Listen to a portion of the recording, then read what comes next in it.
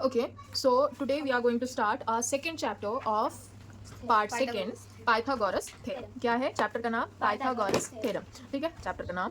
Then उसके बाद देखो, इसमें सिर्फ मेनली एक थ्योरम है जिसका यूज़ आपने करना है और वो आपको 11th 12th और पूरी लाइफ लॉन्ग काम आने वाला है, तो बड़े ध्यान से देखो। तो सबसे पहली चीज़ यहाँ पे पाइथागोरस का थ्योरम है। पाइथागोरस का थ्योरम क्या स्टेट करता है, ये भी आपको 10th स्टैंडर्ड के क्वेश्चन में एग्जाम में आ सकता है। तो what it states in a right angle triangle. Right angle triangle मतलब जिसमें एक एंगल क्या हो, 90 डिग्री हो। क्या हो? 90 डिग्री। एक एंगल अगर 90 डिग्री का है तो वो जो ट्राइंगल है उसको क्या बोला जाता है? Right angle triangle. In a right angle triangle the square of the hypotenuse is equal to square of the hypotenuse. Hypotenuse, ठीक है, ये क्या होता है? Hypotenuse. Square of the hypotenuse is equal to the sum of square of remaining two sides. Remaining two side, remaining two sides को अपन क्या ले सकते हैं? बेस इंटू हाइट, ये भी ले सकते हैं, बेस या साइड ले सकते हैं। ठीक है ना, क्योंकि तो हाइट के लिए अपन ने हाइपोटेनस एच के लिए यूज कर लिया, तो हम ऐसे ले सकते हैं, बेस इंटू साइड।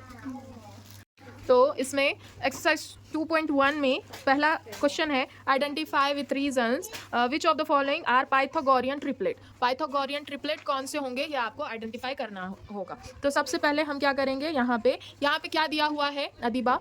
दिया हुआ है तीनों साइड्स। ओके, कौन सी? 3, 5 एंड 4। आपको इसको पता करना है कि ये पाइथागोरियन ट्रिपलेट है या नहीं है, और रीजन भी बताना है। तो पाइथागोरियन ट्रिपलेट के लिए हमारे पास एक ही रूल है, पाइथागोरस थ्योरम, जो कि है हाइपोटेनस का square is equal to base square plus side square. अब अपने को इतना तो समझ में आ रहा है कि जो बड़ा होगा वही हाइपोटेनस होगा। तो so consider hypotenuse is equal to 5। Okay, hypotenuse is equal to 5, बड़ा है इसलिए हमने क्या किया? 5 लिया। देन उसके बाद साइड 1 इज इक्वल टू 4 और side 2 is equal to 3। Now Pythagoras theorem का यूज करके हम यहाँ पे लगा सकते हैं 5 का square equal to 4 square plus 3 square. 5 square क्या होता है? 4 square, 3 square 9। Okay, then 25 is equal to 16 plus 9 also 25. So this condition is verified. Therefore, according to the rule of Pythagoras theorem,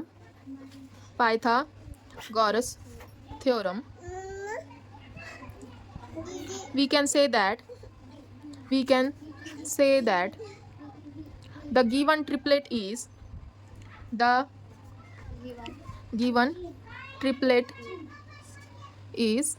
Pythagorean triplet. Okay, समझ आई बात कैसे करना है?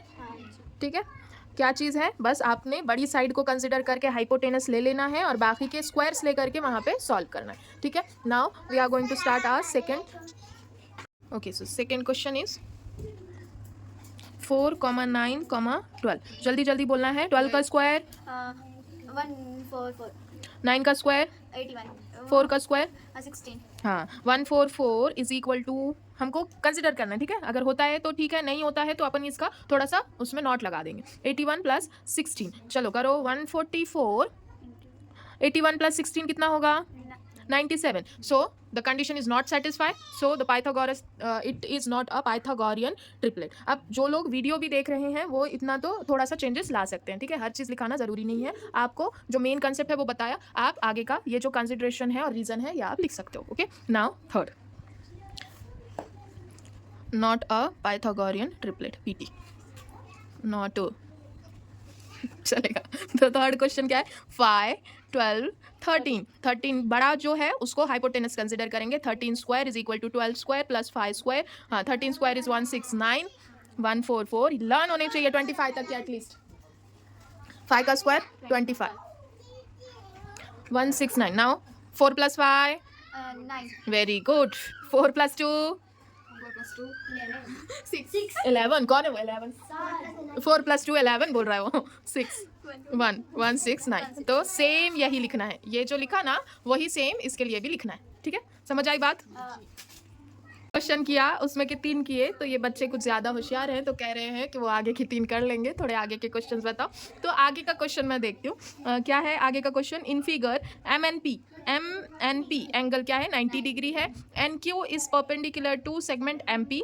Okay, M Q is equal to 9। M Q कितना है? 9 M Q क्या है 9 है, क्यू पी कितना है 4 है। तो एन क्यू आपने मालूम करना है। तो एन क्यू मालूम करने के लिए हमको क्या करना पड़ेगा, तो हमको इतना पता है कि यहाँ पे 2 राइट एंगल ट्राइंगल बन रहे हैं, ये एक राइट एंगल ट्राइंगल है और ये एम क्यू एन एक ट्राइंगल। तो हम क्या करते हैं, यहाँ पे लिखते हैं क्वेश्चन नंबर सेकेंड का कुछ कंसिडरेशन और गिवन क्या क्या है वो लिखते हैं। तो गिवन देयर आर 2 ट्राइंगल्स, कौन से हैं, सबसे पहला है एम एन पी, जिसमें हाइपोटेनस क्या है एम पी, एम पी का स्क्वायर क्या होगा, that is equal to N P का स्क्वायर प्लस एम एन का स्क्वायर होगा।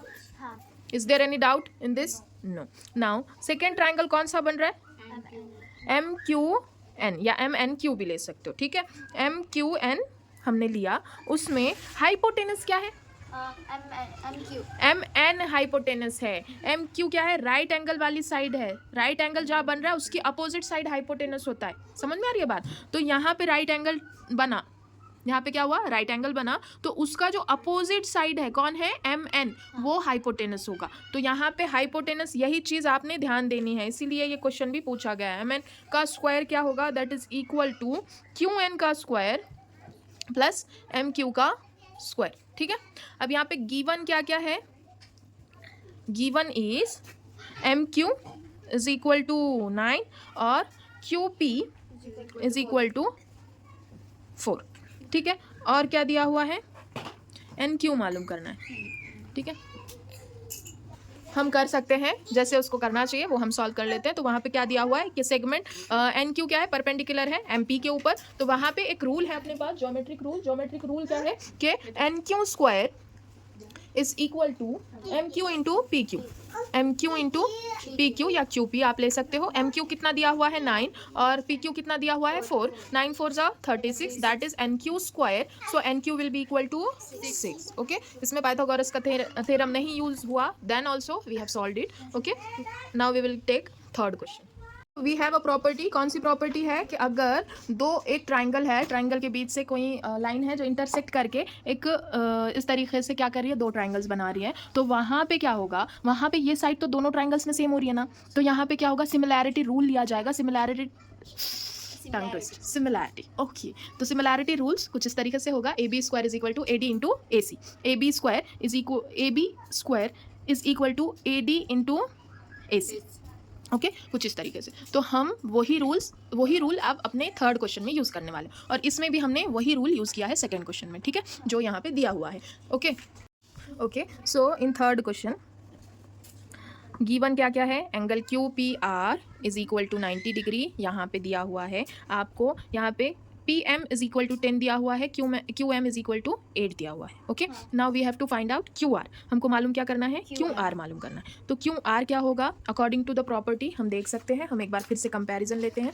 क्यू आर क्या होगा, यह है property, A B square is equal to A D into A C, A B क्या है, ये वाली साइड, दैट इज इसका square is equal to A D का स्क्वायर इंटू ए सी का स्क्वायर, ठीक है, कुछ इस तरीके से। अब हम इधर जाते हैं, इधर यहाँ पे क्या होगा, पी एम का square is equal to Q M का square, Q M into Q R, ठीक है। वैसा ही सेम है, वो प्रॉपर्टी के ही यूज़ करके हम यहाँ पे कर रहे हैं कि पी एम का square is equal to Q M into M R, okay. So P M का स्क्वायर क्या है, 10 का square is equal to Q M क्या है 8, क्यू एम 8 है, हाँ है। हमको मालूम करना है एम आर मालूम करना है, क्या मालूम करना है, एम आर। तो हम क्या करेंगे, 100 divided by 8 that is equal to M R, that is equal to M R. हमको मालूम क्यू आर करना है, पर पहले एम आर निकालेंगे देन क्यू आर निकालेंगे हम, ठीक है। तो डिवाइड करो 1, ओके, नीचे कितना बचा 2, ओके, 20, 8 2 ज़ा 16 पॉइंट लगाएंगे, देन 4 बचा है, 0 लगाएंगे, ठीक है। मैं तुमको डिवाइड ही करके बताती हूँ, तुम छोटे छोटे बच्चे हो, तुमको डिवीजन नहीं आता होगा। 8 1 ज़ा 8, इसको इजीली अगर आपका कैलकुलेशन अच्छा होता है तो आप इजीली कर सकते हो, ठीक है। 8 2 ज़ा 16, नीचे बच्चे 4, 0 लगाया, पॉइंट लगाया, 5 लगाया, 40 लगाया, 0 लगाया, एंड द आंसर इज 12.5।